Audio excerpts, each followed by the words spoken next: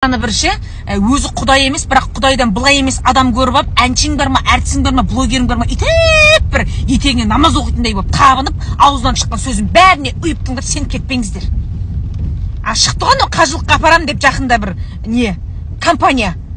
Ойбай бүткіл блогер тегін барған сол компанияның арқасында. Беттер жалтырап, ойбай қасиетті Мегенге келдік деп көздерінің сорасы ағып тұрып салған, соны реклама жасап. Ал басына үст түсіп еді соның. Ешқайсы жауап бергісі келмейді. Мен танымаймын. Алталас бес бересім жоқ. Біз үйтіп араласпаймыз деп бәрі басын алтта қашты. Көрдіңіздер ма?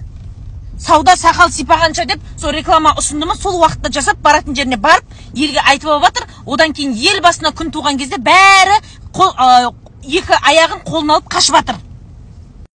Өткенде психолог, коучтар, мотиваторлар туралы айтқаннан кейін біраз солардың анау жүгірдектері қасында жүрген негативқа көміп тастап еді мені бір аталла. Бүгін енді біраз мынау блогерлер көметін болды. Қазақта айтады ғой, тірінің өсектен аманы жоқ, өлгеннің жаманы жоқ деп. Негативтен өлген жоқпыз. Жаза беріңдер. Күнәмді арқалайсыңдар, айналайындар. Айналайын. Есің барда елің тап деген.